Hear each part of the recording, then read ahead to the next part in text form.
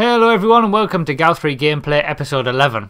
Now I'm recording this directly after episode 10, but due to my upload schedule you probably won't see it until maybe a week afterwards, but that's okay.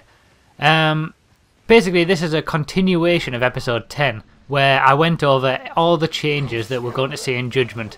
I ran out of time in that episode, so I had to carry on that conversation in this episode, and I'm also going to include the little bit about weapon balance, which I planned to talk about anyway. Now this is quite a long video, quite a long gameplay, so I should be able to fit it all in. But I would like to say right now that if you haven't seen episode 10, do it now. I'll put an annotation right on big on the screen, so if you click that, it will take you to episode 10 in a new tab, so you can leave this video to load whilst you watch episode 10. And that'll give you the background to this video basically. But let me say just once more, if you haven't seen episode 10, click the annotation on the screen and do that now. Have you done that? Excellent. So I can safely assume that everyone listening to this now has seen episode 10. Now what I'm going to do is stick on a load of annotations on the screen, and again the times in the description below if you're on a mobile device, much as the same way I did in the last episode. So you can just jump to whichever section that you want that I'm talking about. If you've totally disregarded what I've just said and haven't decided to watch episode 10, I'll give you a quick introduction as to what I'm doing here. Basically all I'm doing is going over all the changes to Gears of War Judgment that have been announced, giving my opinions, explaining what they are and how they might impact the gameplay. And I'm also going to talk a little bit about weapon balance in this video as well, which is what I was going to talk about initially if I hadn't run out of time in the last video. So, click an annotation on the screen if you want to go directly to a point that you're interested in. If not, just continue to listen to me ramble about all the changes one after another. Now, I'll talk about the gameplay first of all. Now this is a King of the Hill match on Azura, and it took place directly after our previous game. So all the same people with all the sword-offs and the retros and everything like that, they were still in the game. And the first round doesn't go very well at all. I'll leave you to see how it goes, of course, and I might come back at some point during the gameplay to talk a little bit about it. But after the enjoyment of actually winning against the people who play like that with the sword-offs and the retros and the chainsaws at the end of the last game, we went straight back to the frustration that we felt in the middle of the last game at the start of this game, because it wasn't very good at all. But I'll let you see it, I'll let you watch it, and you can see what happens for yourself while I talk. So the first thing that we're going to talk about is execution, I think. The last thing that I talked about in the last episode was the removal of Down But Not Out, and that obviously spelled the end of execution. Now they've decided to bring it back as a free DLC. And I'm mixed. I have mixed feelings on that. You know, people were very angry about execution not being in. I wasn't one of them because I very rarely played it and I didn't really enjoy it that much.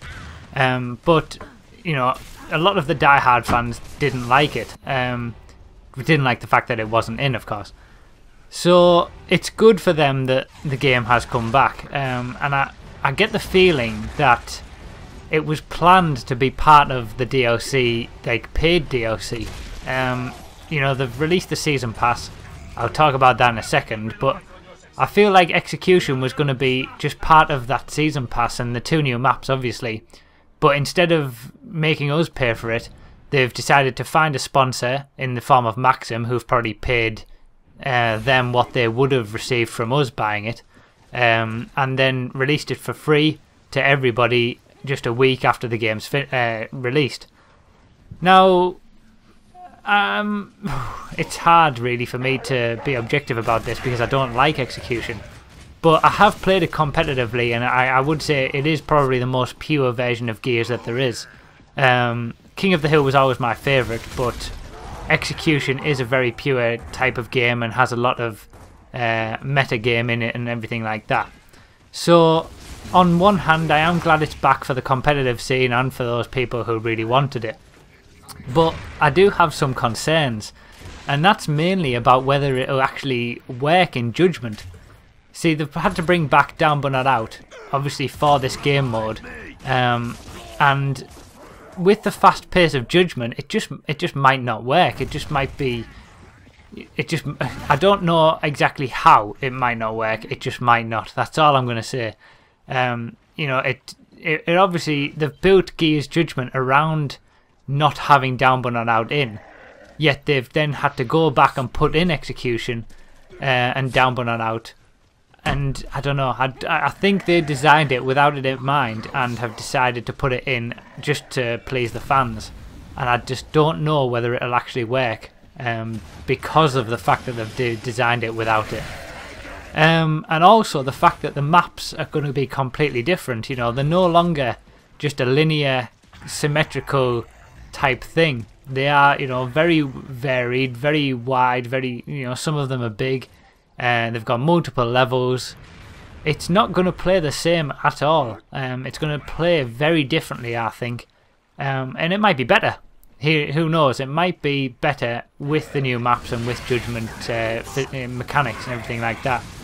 But I don't want people to get their hopes up about it too much, because it might be. It's going to become. I feel it's going to be completely different.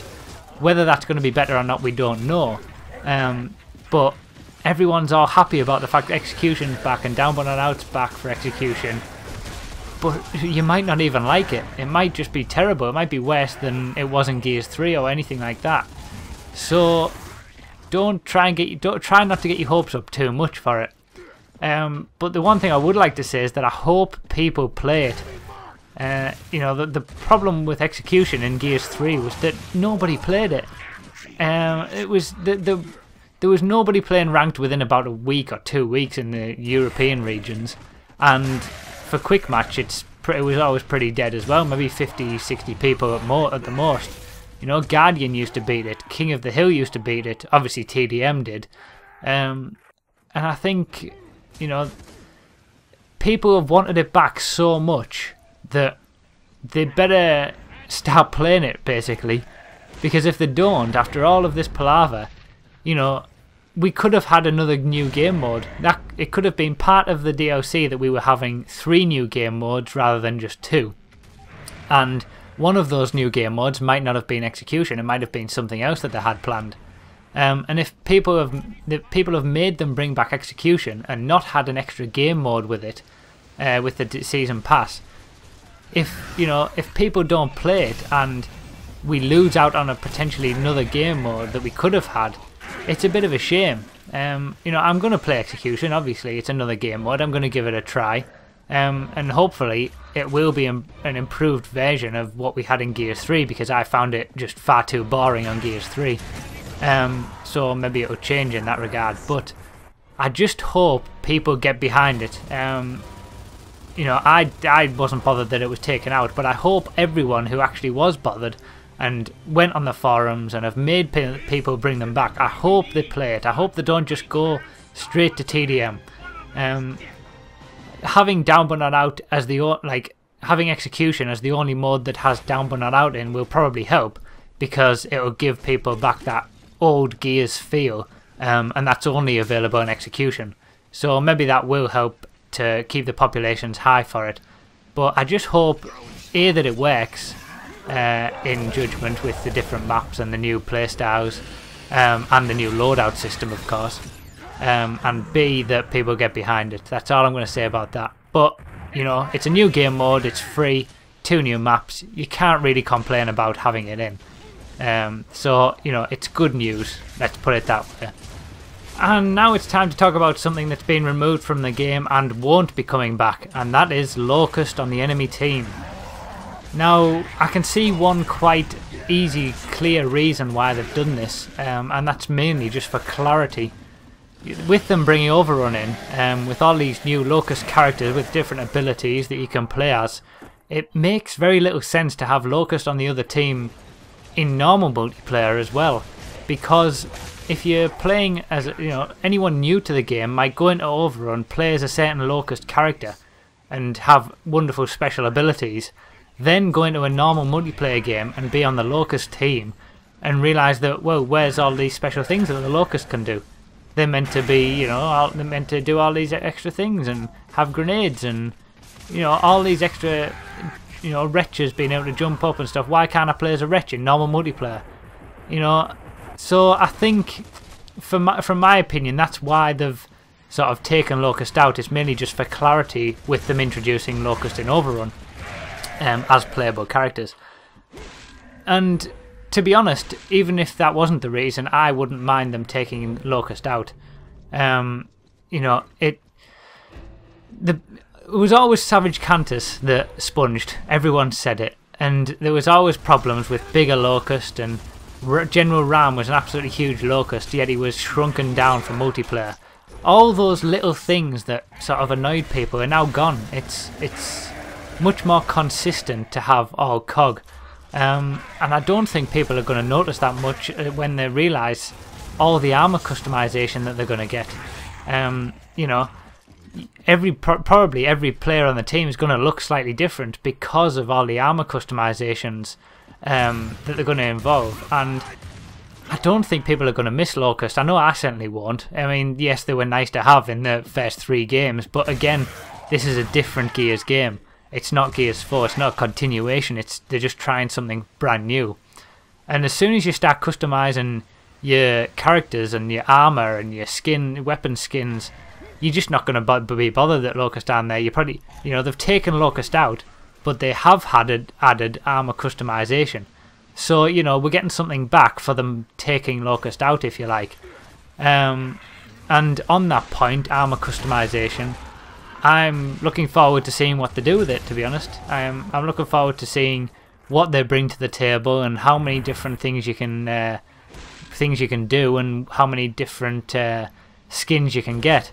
And, you know, from what I've seen on the trailer, we've got those prize boxes, which when you get a certain amount of kills, you get new skins for free, and you know, you're rewarded at random, basically. And I like that idea as well, because it keeps you playing, it gives you a reason to keep going and keep playing. You know, you're not just unlocking things at a certain level and then that's the end of it. So yeah, I'm looking forward to that. I'm looking forward to being able to choose some new characters, customize them in loads of different ways, get prize boxes and see what I get. You know, it's a random thing, it might be a bit of added extra fun. So I'm not that bothered that they've taken Locust out, in my opinion. It doesn't change anything with gameplay. It might actually make it even more consistent, and it gives it a bit more clarity between game modes, and armor customization is probably going to overtake it anyway. They've given us that instead. So I'm quite happy with that. So now I'd like to quickly touch on the Season Pass, which is a lot smaller than it was for Gears 3. You know, it's only 1600 Microsoft points, 6 new maps, 2 new modes, permanent double XP, and some new weapon skins and armor skins. Now, I think what they'll do is they'll release 2 DLC packs for 800 Microsoft points each, which will include a new mode, 3 new maps each, and maybe 1 or 2 armor skins or weapon skins. I think that's what they'll release in DLC packs in the future, and by buying the VIP Season Pass, we're going to get maybe a few armor skins or weapon skins for free, and the permanent double XP for free. But we're not really paying that much less for what essentially they're going to be giving out, they're going to be releasing anyway. But I don't mind that, to be honest. You know, hopefully what they'll do is not stop at the end of the Season Pass. You know, the Season Pass for Gears 3, yeah, it was 4 DLCs and then they stopped completely. What I'd like to see is, yes, they've done a Season Pass now for these 2 definite DLCs that they're going to release, and then I'd like to see them continue to add more DLCs that aren't part of a Season Pass. And I think that will give them a bit more freedom as well to do it. You know, they're not going to have people constantly asking, where's the next Season Pass DLC coming out and things like that. You know, they're allowed a bit more freedom for it. So hopefully this Season Pass isn't the only DLC we'll get. But I'm happy with paying 1600 Microsoft points for it. Even, you know, just for the double XP, that would be quite nice. Whether you agree with that or not, but let me know if you do. The only thing I will say is that if they do release 2 DLCs and, you know, they're going to have 3 new maps in each, they're just going to be making the same mistakes that they made for Gears 3, which is segregating the community. So anyone who has both DLC packs won't be able to play with anyone who has none or anyone who has 1. and it splits the community into 4 ways. Really, I think all multiplayer DLC should be free, like what Mass Effect does. But you know, I don't see a way around it. But I don't know. I hope that they manage to come up with some way to keep the community together and not split it up into people who have the DLC and people who don't, or people who have one of the DLCs and people who have none, and because it just makes finding a game so much harder. But we can only wait and see what they do with that. So this gameplay is just about wrapping up now. This is actually quite a fun moment at this point, because me and Drakov perform a double beatdown on 2 guys of the enemy team. He's just behind me there. There you go. There's the double beatdown to finish the game, which was quite fun at the time on a few guys who had annoyed us for quite a while. But yeah, this gameplay is just finishing up. I didn't really get a chance to talk about weapon balance, which I intended to. But what I'm going to do is in my next episode, which will be episode 12, I think. That'll be the last episode of GoW 3 gameplay series. I'm going to talk about weapon balance, which was talked about in one of the Epic Games podcasts. And I'm also going to talk about my plans for Judgment videos. Now, we're going to have one more video, obviously, for Gears 3 with that video, the episode 12 of the GoW 3 gameplay series. And there's going to be one more GoW 3 video for the Kill Feed series, which I also do. But beyond that, that's the end of it for Gears 3. So the next videos that you'll see after those will be all Judgment. And I can't wait. I'm really looking forward to going hard on the Judgment content and showing you guys what it's all about. And doing a few different things as well, and hopefully improving on these commentaries as I go along. But that's all for the future. So for now, I'll leave you basically with this gameplay that we managed to finally win after such a terrible start in round 1, and the first game before it in episode 10 where we were just so frustrated. But it's good to come through these games. It's good to have these frustrating games where they're going at you with sword-offs and retros all over the place and you just can't handle it. And then you sort of dig deep and find it within yourself to come through, and it just proves that you can win playing however you want, no matter what the opponents are doing. So I'll leave it there. Thanks for watching, guys, and I'll see you next time.